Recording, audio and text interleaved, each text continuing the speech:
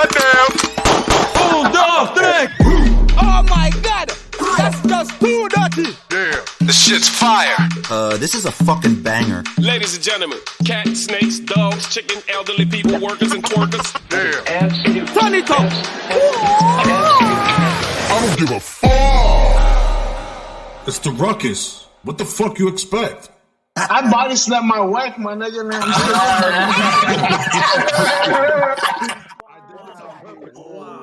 I did this on purpose to trigger loose. Of course you did. Yo, why did you? Yo, you should have just worn a hat that said on it, and we'd be all kidding. Like, what the fuck? No, Damn. I'm gonna find that hat. Hard R. I bought this. I bought this hat. I bought this hat before they canceled it. That's why. And you're still wearing it. Those are expensive. I'm gonna buy it. Bro. It's a classic hat. Calm down, all right? Yeah, it's a classic hat. Fuck that. You should definitely put it like in a glass thing or whatever, because they're not gonna make them no more. So it's just gonna be worth a lot of money. Yeah, I got two of these. Man, No, but look at that shit though. Look at that shit. I mean, that shit is mad racist. I mean, you don't gotta be a rocket scientist to know that shit is all. You know which one I liked and I shouldn't have liked? It was the Atlanta. Well, I don't have any Indian friends, so fuck it. I'm Native American, so you know.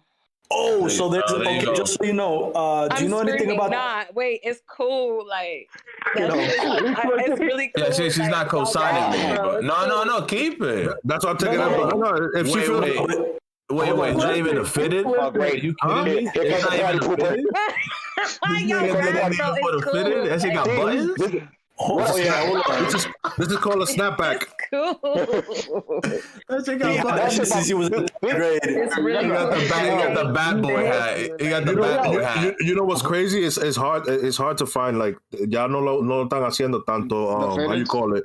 Yeah, the fitteds. Yeah, it's out of style. It's out of style now. If you don't have snapbacks, that's what it is now. It's Hold on, you know, wait, you call you old if it's fitted on it. Do you know what makes Casey wearing that hat even worse? Is that he's a Taino. He's a Taino. That's when I got it.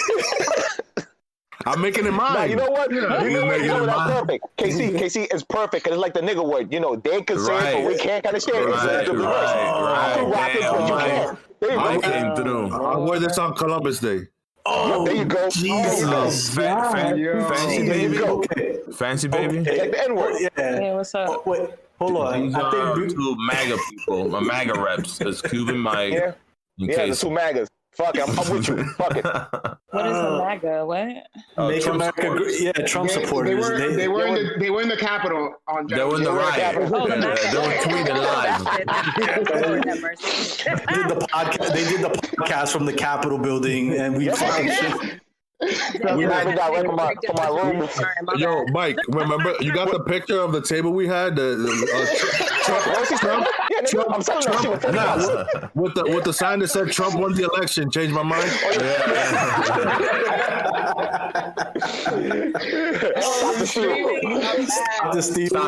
Stop the steal. Yeah. Yo, Mike, what does your mom think about that? Mike, what does your mom think about the whole election? She thinks it's stolen too, or what? She thought it was stolen, but you know what? She thought it was stolen, but it was like you take the loss and wait for the next one. She ain't fucking. She has a life. Yeah, right. So, after that MAGA comment, I don't even know what to say. I was gonna introduce the podcast to the guest, but I think she's been introduced to what the Ruckus actually means. Yeah, but tell the listeners. Listeners. Oh, we got 10 now? Wow. Sweetie. What's up? Hi, how are you? So how about we do this? How about we're going to do real quick. We're going to do a round. Everybody go ahead and introduce themselves. And just so you know a little bit about, I don't know how much Mike has filled you in about the podcast, but basically this is the format. There's about 10 or 12 of us. You know, we come into this, we do this podcast. Not everybody in the podcast knows each other or has met personally. So it's literally 10 people who just came together. And then we just shoot the shit about and being honest about all these different topics. Look at you showing that face. Look at you showing that face. Look at that. What's going on, Queen? Oh, there she is. What's going on, Queen? Wait, Mike, you on the road? You doing Uber? He just left. Yo, Mike, you on the road? No, not this time. No, not this time. I'm in the house. Hold on a second. No, I don't got no passengers today. So basically that is. So everybody go ahead and do their 10-second introduction, who you are, what you do, and then we'll figure out. We'll start talking a little bit about the format for the podcast today. Just let our guests know exactly what we're gonna do, and then in a few minutes we can go ahead and start. So who wants to go ahead and introduce themselves? I'll go. I'm Alex. I'm a student right now and a domestic engineer, and I do this podcast. He's a veteran too. He's a veteran. Nice to meet you. Hi, veteran. I'm a father. Alex. It sounds like an alcoholic. It sounds like freaking Alcoholics Anonymous. That's what I really was about to say, but I'm gonna learn my place here first. Listen, go ahead. Just like I said, nobody has met you, nobody personally, so you can go ahead and say whatever you want to whoever. Yeah, it's all right. But yeah, so Alex is a former Marine. Hi, Alex. Yeah. Hi, Alex. Oh, what up, Mike? Yo, Cuban looking mad Cuban right now. the lighting got him looking. Yo, my guy look like a conguero right now. You added a new light bulb in the room? Yes, I did. He finally got that light bulb. He finally replaced it. I was tired. I was tired looking like CJ from San Andreas from last week, so I got to go review all my shit. Who's next on the introductions? I'll go. I'm Dr. Kraken. I live in Connecticut. Hi, Dr. Kraken. Born and raised in Lawrence. I know half of these guys, and I've never met the other half. Jersey I've met most people. The Jersey half. The dirty Jersey half. The dirty Jersey niggas. Yeah, the dirty Jersey crew. Fucking shit. I can't see you guys right now. I don't know what the fuck. Just kidding. I'm back. Hi. Okay, what happened? Okay. Yeah. Dominicano. All right, what's up? Yeah, Dominican. And what do you do? What do you do for a living? I'm a professor and faculty development, professional development, but I'm a professor of sociology. So that doctor title is real. He's not like a Dr. Dre. He's an actual. I just graduated. I was the first class of Dominicans there. No, the first class. Yeah, so I graduated right when Corona happened. So my graduation. Really? Yeah. That sucks. It was terrible. I don't have my cap and gown because we didn't have. Oh, that sucks. That sucks. I mean, I'm gonna get one, but You know what? As because of that, if you're ever in Colombia, I'm gonna buy you some hookers and cocaine just as a graduation gift. That's hookers and cocaine right here. Bring them over here, nigga. What? I gotta go to Colombia. Cash up him. Uber that shit to me. You can only move them so far. Uber Coke, yo. Uber Eats, Uber Coke. Uber Coke and hookers. Oh my God, we are getting. Remember what he said. You gotta pay for the Uber with your company card. Yes, exactly. It's on your card. That's how you hide the expenses. Who's next on the introductions? Fuck it, I'll go next. Hola, me llamo Mike. Soy de Cuba. I'm here with Alien. Hi, guys. He did the voice. My God, buddy. Alien can stay. Alien can stay. Alien can stay. They used to call that mother Alien. I remember they called him specific Alien. Like, this motherfucker is not from here. I was like, oh shit, Alien Gonzalez. The more that nigga talks, the more excited he's not from here. So tell us about yourself, Cuban Mike. My name is Michael. Nickname is Cuban. So first name Cuban, last name Mike. Originally from Dirty Jersey. Moved to Lawrence. Oh God. Wow. Yeah, man, Jersey is dirty and we're a bunch of nutheads. And we'll rob your cars in 3 seconds. Oh God. Oh shit. Say it again. Say it again. I didn't even hear it. What did he say? I didn't hear him. This is a baby. No, I didn't hear him. I'm like, what did he say? I didn't hear him. No. Who's next on the introductions? Who's next on the introductions list? Casey, why don't you go ahead and introduce yourself? Casey's empty chair. Oh, yeah, Casey. He got nervous. Casey saw a girl, he got nervous. Poor guy. For real. Kelvin, go ahead and introduce yourself then. Yeah, my name's Kelvin. I work in IT for a company based out of Tennessee. He's a computer guy. Yeah. Currently out here in Georgia for the next 2 days, and nothing.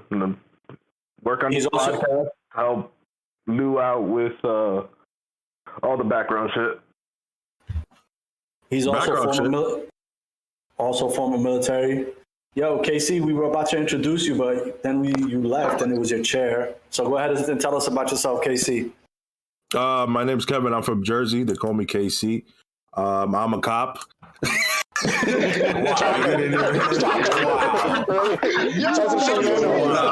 Left, bro. He almost kept it together. Oh my God! I was waiting for you guys. I sell cable for a living and talk shit. What else do you sell, KC? What else do you sell, KC? What else do you sell? What else do you sell, KC? I'm not that type of Dominican. Look at him smile while he says that. Look at him smile while he's I'm not that type of as he sniffed his nose away, like, I don't know what you're talking about. Stop stereotyping the Oh shit, we're gonna get canceled. All right, who's next? Is Big Alonius there? Big Alonius, go ahead and introduce yourself, bro. Hey, What's good?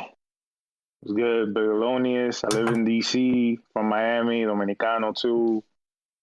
Former military, like Alex and Kelvin. Just waiting to start this new job. Oh, you got a job? You got it?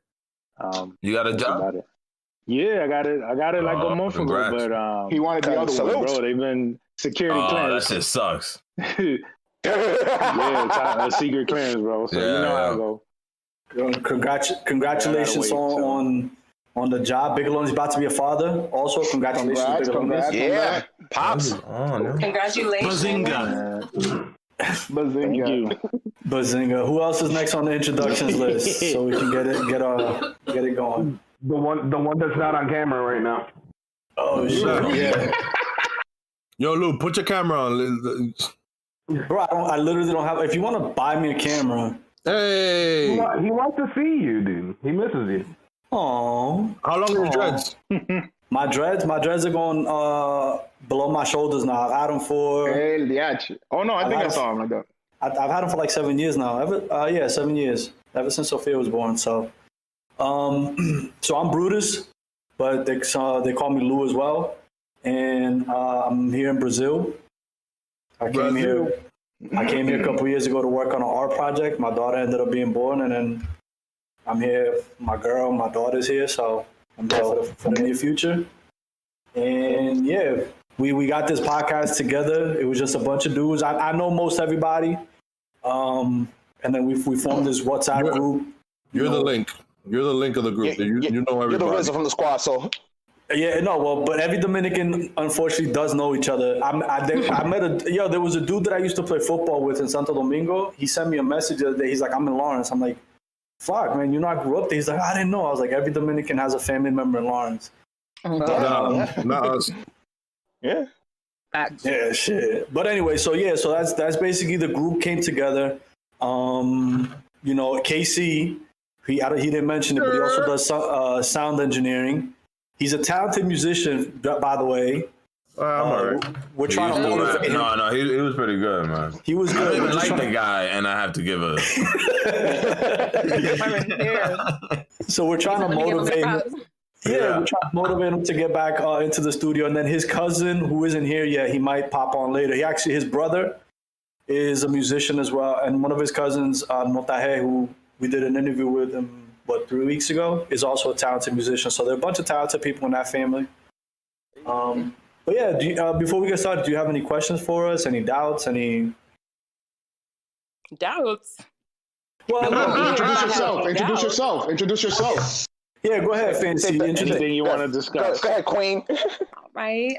Well, what's up, y'all? Nice to meet all of you. My name is Fancy. I'm from Los Angeles, California. I actually lived in Boston for 5 years, which is, I think, how I even got connected with Mike through just the Boston network or whatever.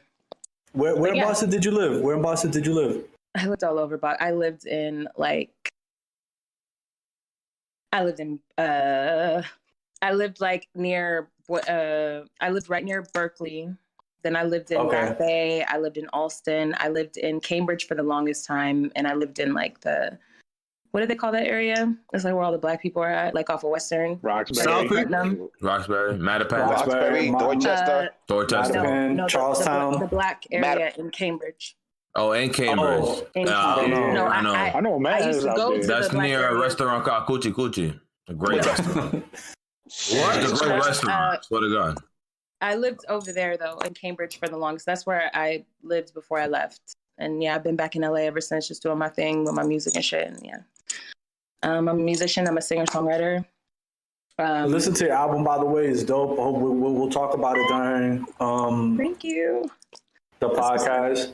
I like Twerk Something. I like Twerk Some. Twerk Some? Oh, hey, that's what's up. Twerk Some, yeah.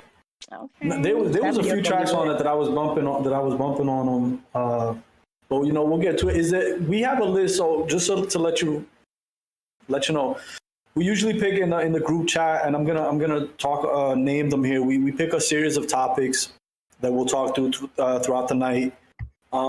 Is there anything we usually pick from, news, things going on in the media, politics, sports, so on and so forth.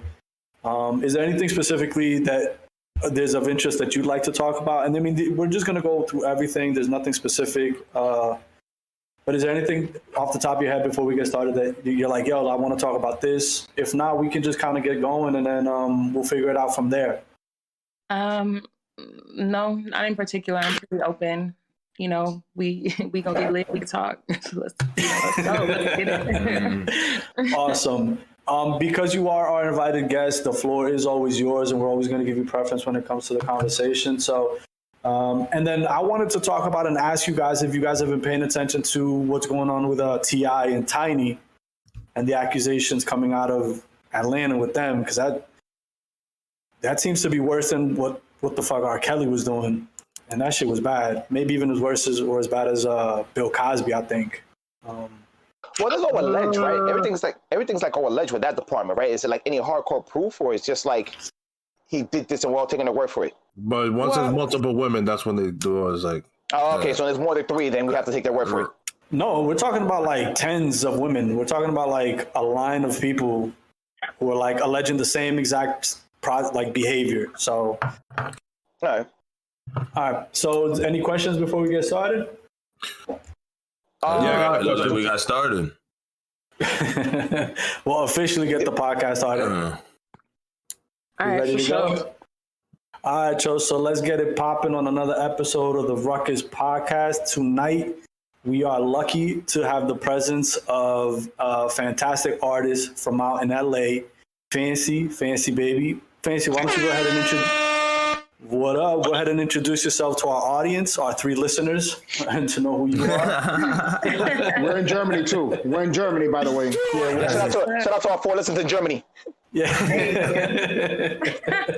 Well, in perfect English. All 4 too, that's 4 more people to listen to my music. Hello, what's up? My name is Fancy Baby. I'm from LA, Los Angeles, California, out here in the States. What's up? Get to know me. I don't know. I'm there ready. we go. So wait, so you had said that you lived in Boston for a while. What was an LA girl doing going out east? Like, what was the reason? Fucking question. I questioned myself about that a lot. The time that I spent out there. No, I'm playing, but I actually love my time in Boston. I miss it sometimes as far as the hustle bustle. But I was there for 5 years because I went to college out there. I went to Berkeley College of Music. And okay. Oh, wow. Okay. Shout out to Juan Liguera. So that's why I was there. But you know, that shit is expensive. The motherfucker is private. Shit, you know, motherfuckers got bills to pay. Parents cut you the fuck off. You know what I'm saying? And you gotta fend for yourself. Shit, like that shit was hard as fuck. I had to really learn some shit. I'm not saying I was spoiled, but shit, a bitch had help. And when that help was cut off, nigga, like I had to really learn. And you know, some people don't even have that. So I'm actually grateful that I learned the way that I did. You know, I was working like 5 jobs and shit. It's crazy, but what was the biggest difference for you going from LA to Boston? Like, what was the one thing that you were like, oh shit, this does not happen out west? The season changes. For one, you know, we don't get no fucking snow out here.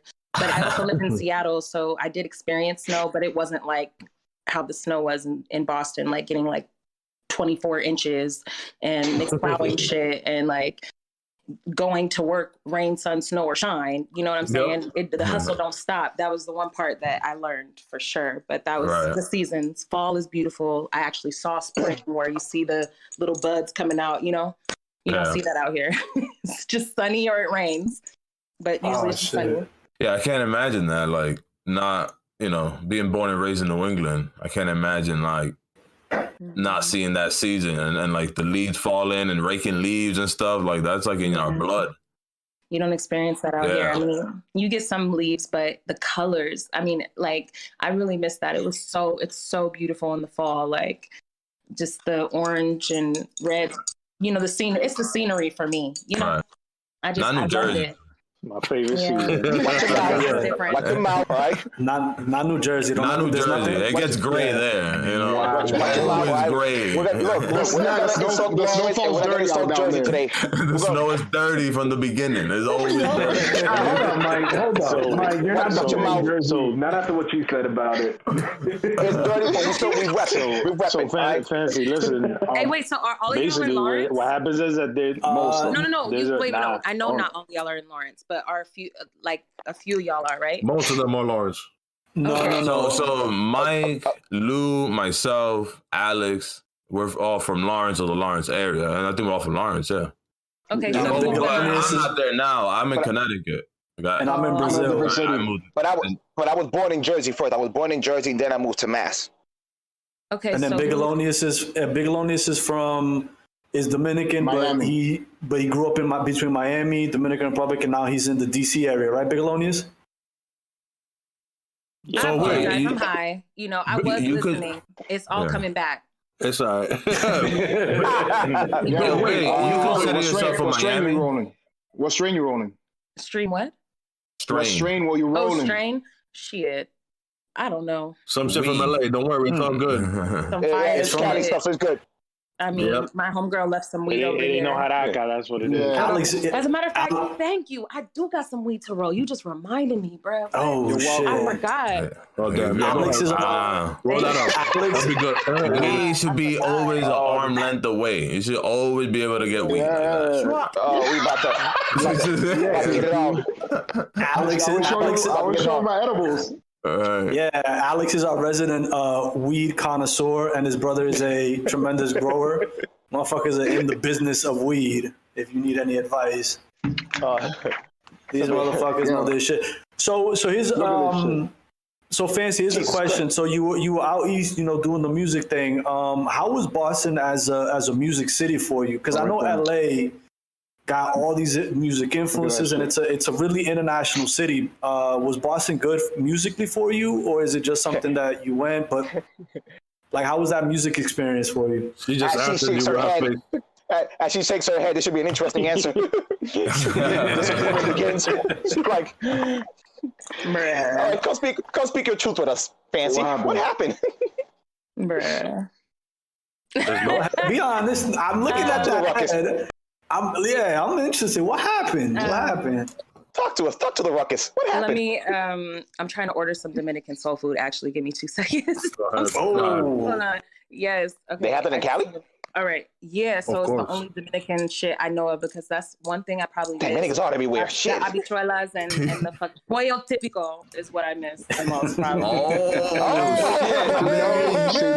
Shout out to Lawrence. I need my Fancy people Keep it out here. plate. Give me the plátanos, all that shit. She throwing it down. She throwing that. She rapping. She spent time in Jamaica Plains. She went to Jamaica Plains. I love it. She's been to Jamaica Plains. No, actually, I was in Lawrence. Thank you. You went straight to Lawrence. You went straight to the source. Oh, so you've been there. Every time I went, I didn't even know there was one. If I knew there was one, what?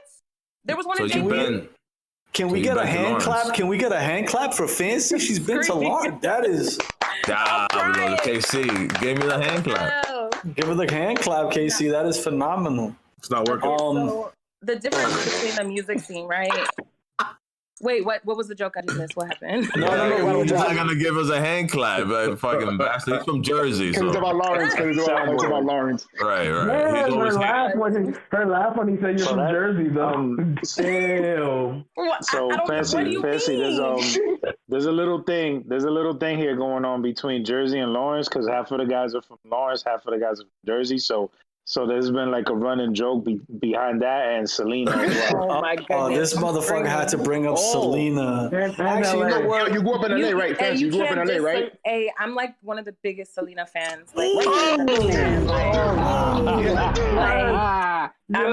I'm a huge Selena fan. Can we mute that mic, Fancy? I'm sorry. Your time was. Nah, you get muted, Brutus, for being a hater. She paved the way in the Tejano music scene for women like no other. Fact. There you go. Boy, Yo, she was nasty. Yo, Alex, that should be your next thing. Your next listening string. Facts. I don't think she was overrated. Yo, wait, Fancy. Let me just give you a little background. Bigelonius brought it up. I don't know why. No, but real quick, this group is all dudes. We've literally like that. We've spent the last. We're not gonna stay on topic, but here we go. Listen, we've spent the last 3 months arguing day by day about Selena. This is a scar in this group. Like, I don't know why Bigelonius had to bring this shit up. It never heals. We've gone to war. We've gone to war on Selena. That's just another tally for us, for pro Selena. It's only you and Mike that are anti Selena. So. Funny that you brought her up because her energy's been resonating with me so heavily lately. Like ever since I was a little girl, I was a big fan of hers. And mind you, I grew up, I'm African American, obviously. I'm mixed with a lot of shit, but I grew up, with niggas. So it's just like me being with, on the Selena movement. I went to school with a lot of Latinos, so it's just like, and it wasn't even them who put me on. I just was. I always was just into around it. You were around it. Right. Yeah. That shit is dope. I don't know. Mike gave her a B+, my nigga. Who? The B-. Your boy, Mike. Cuban Mike gave her a B+. Mike gave Selena a B+. I gave her a C+. So there you go. Yeah. And she was young. She was very young, still finding her sound as an artist. No, she was right nasty. at the moment when she was like right about to have her sound and really about to pop the fuck off is when I feel like her, she flatlined obviously. So it's just like, I feel like I could see why y'all would say that, especially within her early career. You feel me? Like she was still finding her sound, but when she found that sound, that's Si Una Vez, all of that shit. Like she was. She was on it, like Here's the question that everybody. Let's go. Let's go. Fucking question. I'm gonna ask the question. Ask the fucking question. She said it herself. Selena will never die in the podcast. Selena should never die in this podcast. I realize this. She's never gonna fucking die. Will never die. No, you know what, Fancy? You know what? Depending on what you say, I will change my tune on Selena. So this is the question. Really, nigga? You gonna sell out? Shit. Fancy. Here's the question. The plot thickens. The plot thickens. I'm interested to know what she says. Fancy, do you think, because you said it yourself, you grew up around, niggas in the hood or whatever, like that was your thing. Black folk, you grew up. Do you think that Selena would have been bigger than Beyonce. He set her up. Whoa, we never said that. We never said that. We said J-Lo. Somewhere else, Lou. Oh, excuse me. My bad. You're right. Hold on. Yeah, my bad. Do you rephrase the question? Do you know? No. And he prefaced it with saying, "Yo, you know how you black." You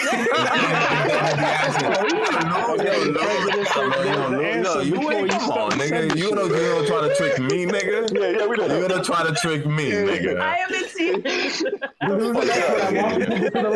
He's a king of playing the corner. He's a king of this. Nigga say, you know how you black. You know how you black. niggas do, right? You know how you niggas bigger than the biggest black queen ever. Like, no, I mean.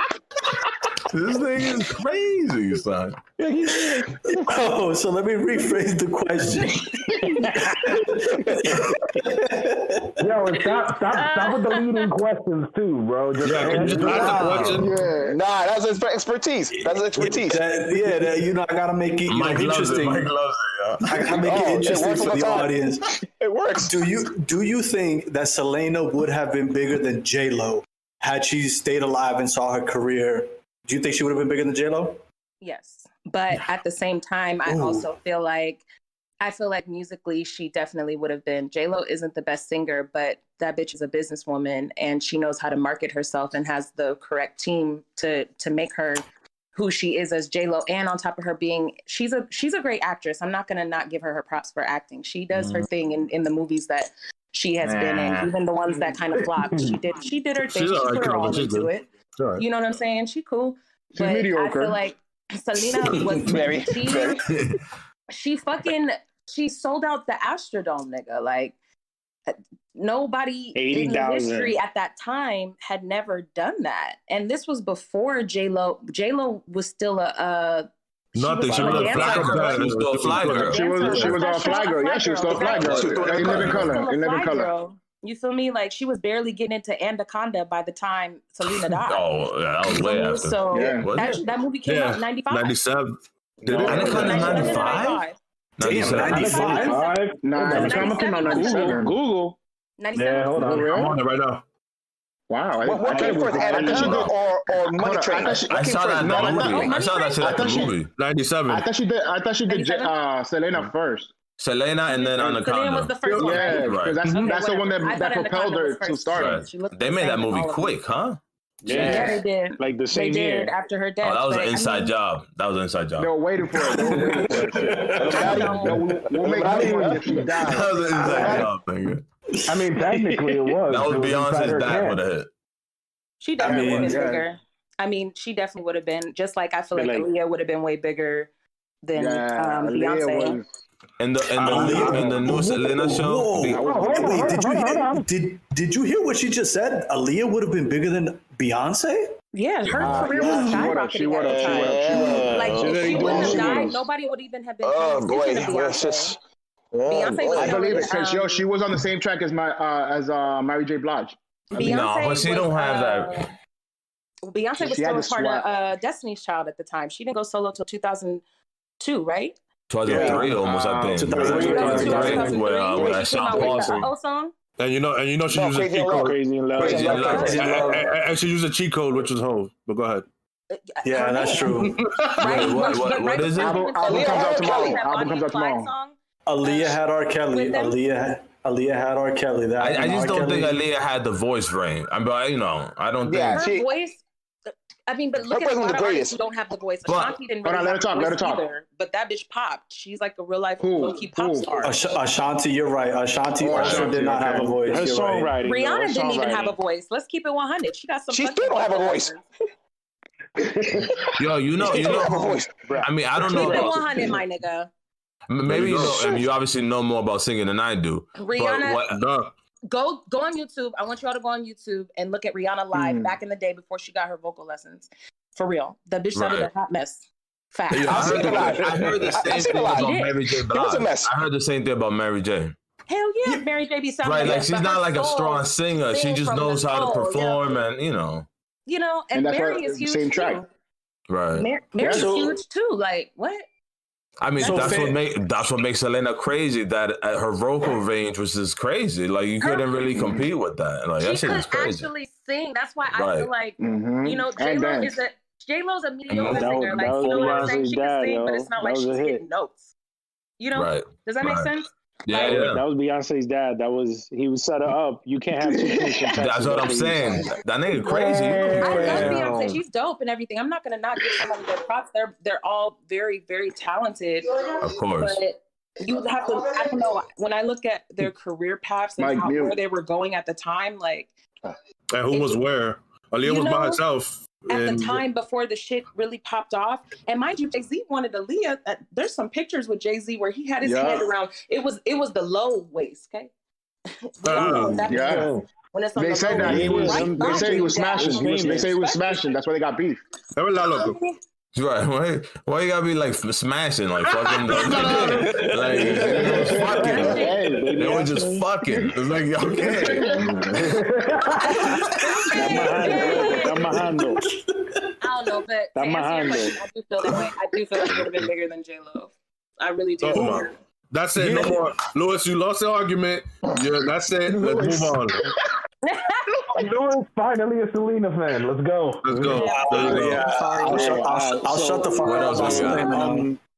Brutus, let's transition to the next. What else we got? Next, I didn't even answer your question though. For real, one? like you asked me the difference between the Boston music scene and LA. Oh, okay. Boston music scene. I'm so sorry. So the Boston music scene was it was a learning process for me. I was really young, so I was just extremely ambitious and just determined to get in that motherfucker. And I worked with a lot of people. And the thing about the Boston music scene is you only could go so far up. So by the time I was working with who I was working with, went to the Boston Music Awards, you know, it just was like, okay, well, where else can I go? And then I felt like, you know, there's this crab in the barrel effect in that industry where, you know, it's like if they fuck with you, they fuck with you. You know, like Boston is just one of those cities. You go into a party, niggas is just gonna stare at you and look at you if they don't know you. It's not like a hi, let me welcome you in and make you feel comfortable. It's just I'm gonna stare at you. I don't know you. You're in this place. Do you know anyone here? Why are you here? We're assholes, nigga. We assholes, man. True. Assholes. Yeah, is that mad cold? It's right now. It's 15 degrees outside. But we help. Hey, once I don't help. Fuck with somebody, like once that person fucks with you, it's the most loyal state ever. But I still feel like it's like there's still this crab in the barrel effect in that industry where it's like it's competition in general, just in the scene in general. But for me personally, the way that I personally like to see everybody win. I'm not really concerned about. Yeah, it's not Atlanta does that. To piggyback to what you know, Atlanta's very big with community. They help each other out. Where in Massachusetts? No, in Atlanta. He's saying Atlanta. Atlanta. The music scene out there, I heard. Like, it's black people. Go ahead, Mike. To piggyback what you said, because I've like done media in Boston, it's like it's very interesting because you're right about that. It's like who you know, but even when they do know you, it's like very weird. Like I won't say any names, but it's somebody that I knew. I hope she don't hear the episode, but it's somebody that I knew. I hung out with her, seen her, kicked in, done all this thing, and knew my family. And then I'm like, yo, I got this radio show. Will you come through, like, you know, to like either promote a single or do something live or do something? Yeah. Talk to my manager. I'm like, what? Are you serious? Like, you know me. And so, yo, speak to my manager. And I know the manager too, but it's like... Like you were Mike, I know who you're talking about. There's a lot of people who are like that, and half them people be the ones that aren't even that, you know. Not even, but now I'll give you. Now here's a funny story. You got a song with Term on the album. Yes. I know Term. Now Term has been messing with heavyweights.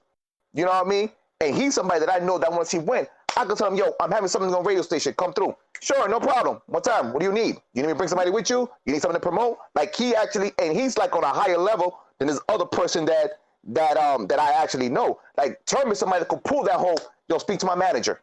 Like, no, he'd be like, yo, here's my phone number. Come to my crib. I'll go to yours. Solid. And we link up. So it's very interesting. Really, really good people. It's like, I really fucks with Term. Like, you know, working with him, especially when I was, younger, you know what I'm saying? Like it was really an experience of learning. He's really cool. People's a very, very humble artist. Like you would never even know, like the nigga was just, you know, as famous as he was, you feel me? Like he's just that down to earth.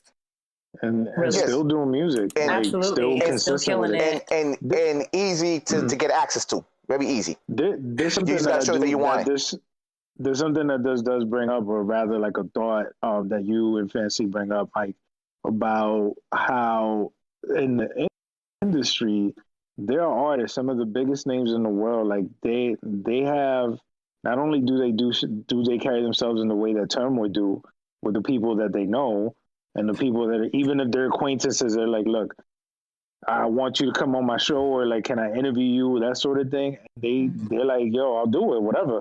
And their agreements, their deals with their management are handshake agreements. It's like your word is your bond, so you better stand by it. And I don't think that happens with some of the larger acts out there.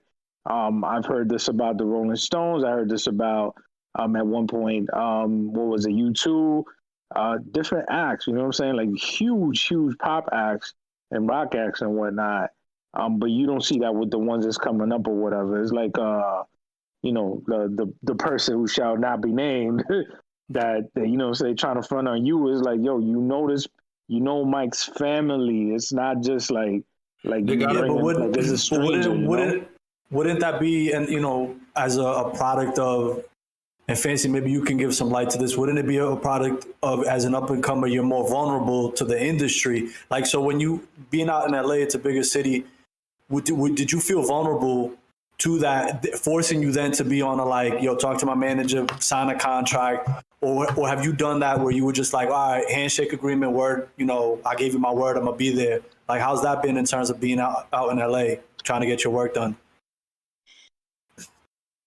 I call it the LA fakers. You feel me? It's a lot of people out here that want to, you know, it's just like I said in my song, you know, it's a dreamland, you know, where everybody want to be that person. They want to be that nigga. They want to be that bitch. They want to know everybody. They want to, the LA fakers. You feel me? Like, and it's like, they'll say what you're saying, like how they'll be like, okay, well, let's do an interview. Let's do that. And me being the person that I am, I'm just like, all right, well, let's get the shit popping. And I call it the Hollywood talk. You know, a lot of people will tell you they're going to do this, that, and this, or want you on this, that, and this, and are fake as fuck. You feel me? Like, I respect the realness of Massachusetts. Like, if y'all don't fuck with somebody, y'all just don't fuck with them, and that's what it is. And I can respect that. East Coast shit. Yeah, oh God, very East Coast. Respect that. You know, whereas in LA, people will be smiling in your face and will literally, be talking about you behind your back, like. And then, you know, the crazy part is a lot of people out here that are not from here and they act like what they think Californians act like, and we don't act like that at all. We're actually really cool, humble ass people. Mm-hmm. And as an artist, like real artists who are really out here doing this shit, like any exposure, most of the time, not everything, but any exposure is pretty much good exposure. So it's just like, you know, you do what you have to do as an artist. Those people will be like, oh, talk to my manager. You know, some people do have the clout like that, but for the most part, a lot of people be out here faking it like a motherfucker. Have a Benz and a BMW, be sleeping in that bitch. Oh, shit. Trying to hook up with motherfuckers just to have a place to sleep. I've heard those stories. Like, so I just want to ask you a question about your... Yeah, I want to ask you a question about your album. And correct me if I'm wrong, but I think you had dedicated it to your father. Yes. And so... I thought it was a great album. Thank you. What was the motivation behind the album? What was the inspiration behind it? And what role did your father play in it? Obviously, being your father, yes, but you know, to the point where you were literally giving him credit for that. So I thought that was interesting.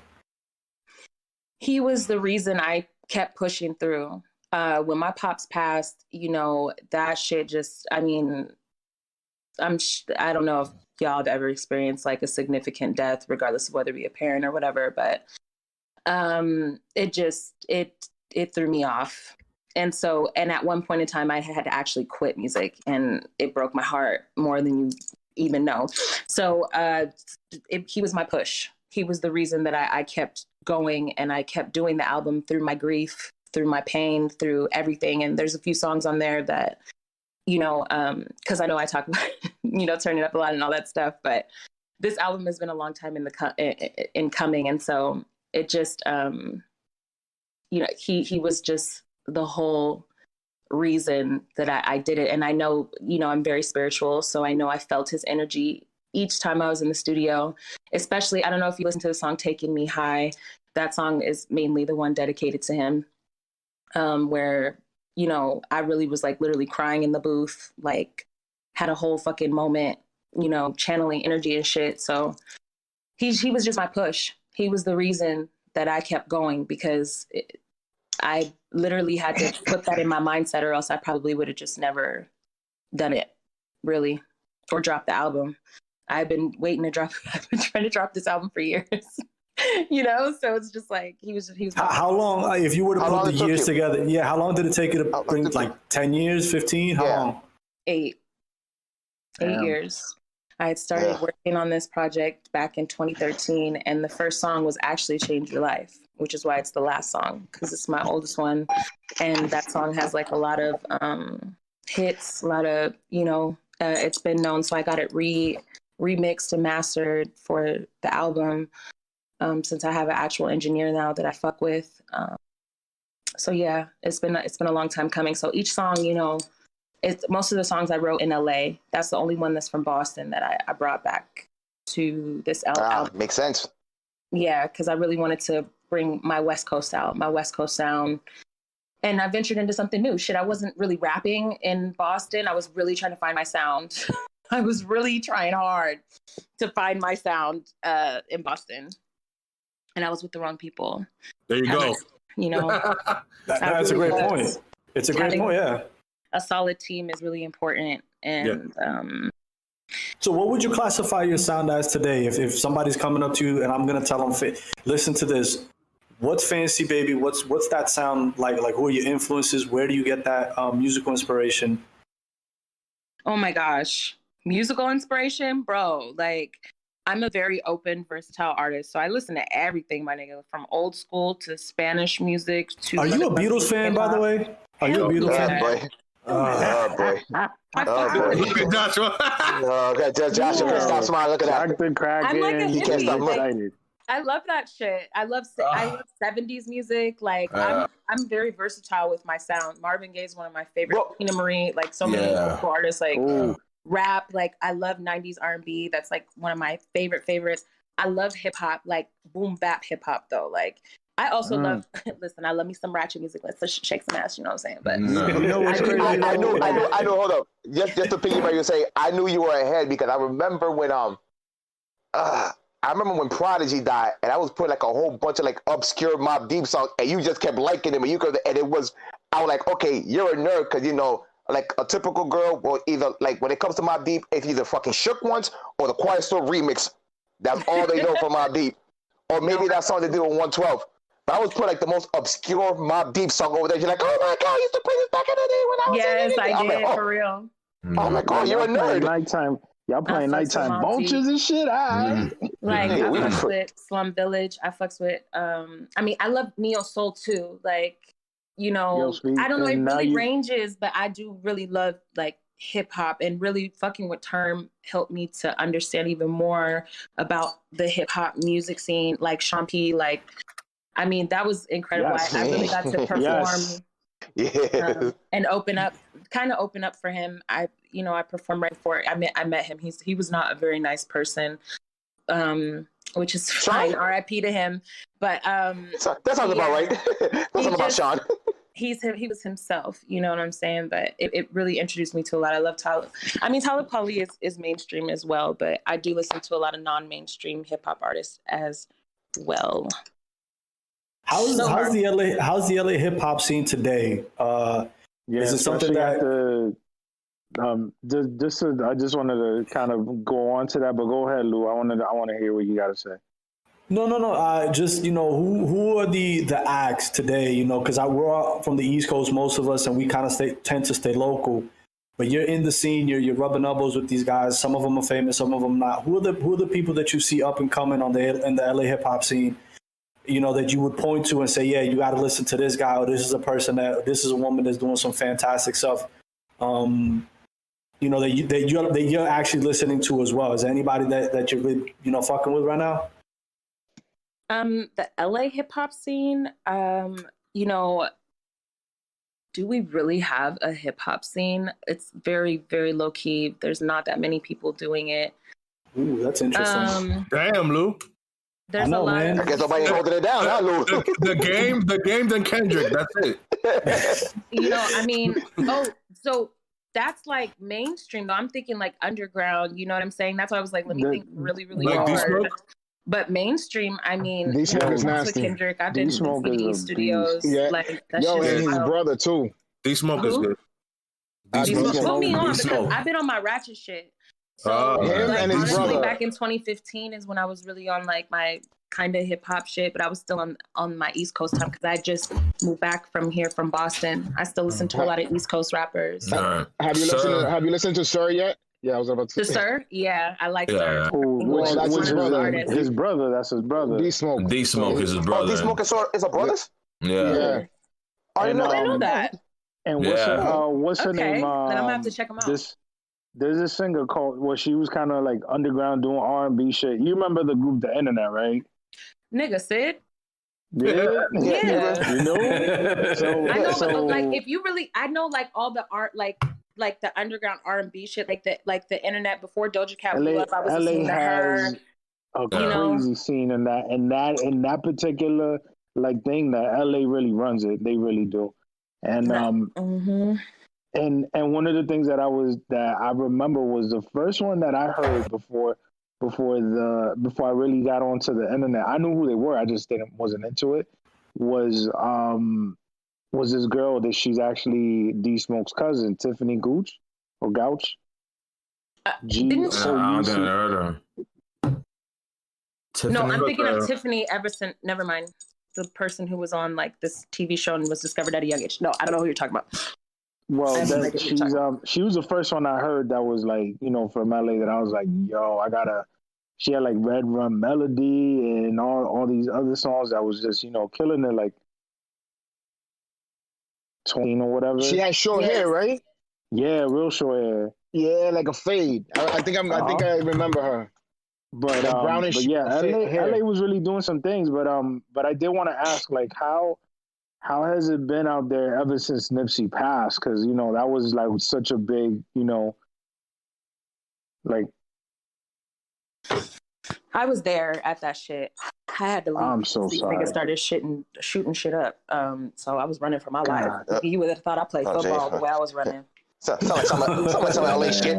Like some Cali shit. Was it as bad as we thought it was? It's not all about the guns and shooting. I grew up in South Central for a cool minute. You know what I'm saying? But how to survive in South Central? LOL. Wait, so was it as bad as we thought it was gonna get? Like, because we thought it was gonna generate like all like. Were people really getting after each other after Nipsey died? It wasn't even the people going after each other. It was really the police. You know what I'm saying? They jump on them. That's another gang. That's another gang out there. It was really the police because, like, even out there during his last marathon, his last run or whatever, you know, when he was driving, or they were driving his body around. You know, it was the police that started doing that shit, you know, shooting rubber bullets and shit like that. Like, you know, there was Bloods and Crips there. I was right next to some blood bitches who had on the light blue, you know, rags to show their respect for Nipsey. Like, It was all love. Niggas had tied their rags together like it was nothing but positive, you know, shit. I mean, honestly, I wish you guys could have seen it. It was really crazy. It's been really different. I mean, as far as for like, you know, how it is in the hood, it has changed the dynamic for sure. I mean, niggas is still cripping and doing they blood shit, whatever. I mean, I know a lot of Crips, so it's just, it's more so like it just changed the dynamic as far as who has beef and who does not. It's not on no pet. I mean, it's not as much on no pet. So a lot calmed depending down on the after game, his death. You're thinking the what? that you were saying that a lot of shit calmed down after his death? Yes. And most of the shit that's happening because of the cops, like really, to be very honest, like antagonizing. Yeah. I mean, niggas was sitting on the street lights. Like street lights on the street lights. I don't even know how they climbed up there. Really, like niggas was on the roof of the Shell gas station, like because like in LA we have this thing where it's like it almost looks like a just like I don't know, like a visor. I don't know, like an overpass thing, but it's made out of cement over the gas station. You feel me? So that you could get your gas or whatever. Niggas was on top of there. I still don't understand. They were on the street lights. Niggas was on top of cars. It was really crazy. Motherfuckers can climb. Sometimes in the hood. Wait, Fancy, could I ask you a really stupid question? Go ahead. Forgive my ignorance. So, growing up, the only reference that I personally had to Los Angeles was Boys in the Hood, Menace to Society, and all of these West Coast gang movies. Coming of age movies. Yeah, it was like coming of age gang movies. But that was hard. The Wood was a shit. The Wood was dope, son. I love that movie. They're making the Best Man show. They're making a show for the Best Man now. I lived in Inglewood. Oh, Inglewood. Wow. Inglewood. I heard it's bougie now. I heard it's bougie now. It's right gentrified. Really gentrified. It's next to the airport. They're trying to call it Iwood. It's right next to the airport. Yeah. That's why it's next to the airport. It's right next to like West. Oh my god, I can't even think of the name. Sepulveda is right. Sepulveda. They're trying to call it It's right next to Westchester and all that shit. So Central area, but that's the home of the Creoles. You know, I'm Creole. I don't know if y'all know from Louisiana. Louisiana Creole. Okay, I read about that years back. Like, there's a whole community of folks from Louisiana that moved out there, and it's the second largest population of Creoles in the country. It's insane, like crazy. I mean, you got artists. You got Rascas, you got Tidra Moses. They all Creole folk. Oh, that is dope. I did not know that. Creole. That is dope. So just to my question, because my question is really stupid, but was life like how they portrayed in that movie? Was it any of what those movies portrayed real to you? Like, was that your reality growing up? Like, the gang shoot, the ways that they depicted it, or was that all just like fantasies that we were fed, through Hollywood? Yeah, exaggerations. Yeah, they exaggerated, or was it really like that in Cali? Or which one is most accurate? I feel like it really depends on the area. Was niggas getting robbed in the drive-thru saying they want their pager, and after they pager, they want some double burger with fries? It really depends on the area. It really depends on the gang. It really depends on the people. You feel me? Like, in general, like, I know so many fucking Crips from Hard Time, from the hundreds where I grew up, from goddamn, I don't know no motherfucking Hoopers. From 9-0, from Raymond's. All of them niggas, like, I mean, there's some niggas who are shooters, there's some niggas who aren't, and it depends on the niggas. And if you're in the wrong area at the wrong time during that time with Nipsey, niggas wanted to kill niggas just because, wrong color. And it's like, it's not so much about that anymore, though. That's what I'm trying to say. That's how it kind of changed. Like, these niggas came together, but it's still like it's a respect thing at this point, like, more so, like, I don't know how to really explain that, but it's like the truce in '92. Like, I guess so. Back a little bit. I don't know. I mean, it's always going to be a beef, though. There's always going to be a beef just because it's all about territory. I mean, that's all tribal, yeah. Right, it's all tribal like stuff. The Sets was tripping, and people was like, "Yo, Bounty Hunter got beef with so and so, and the 60s gonna go at everybody because they got Nipsey and all that shit." So it really depends, because a lot of their stuff sometimes be on some stupid dumb shit. It could be over some bitches or something like that, and like, you'd be surprised about gang culture and how I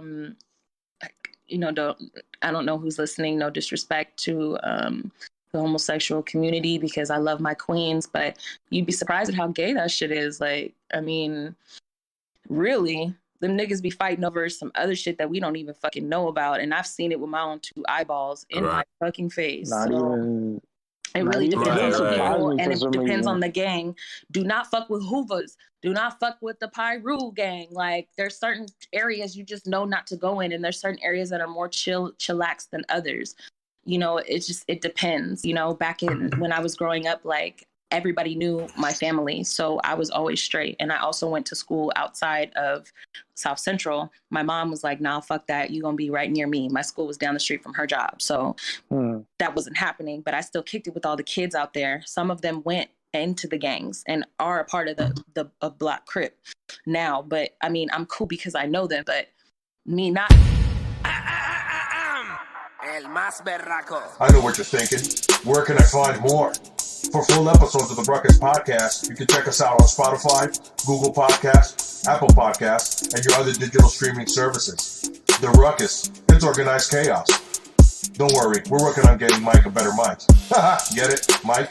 And don't worry about it. You'll get it eventually.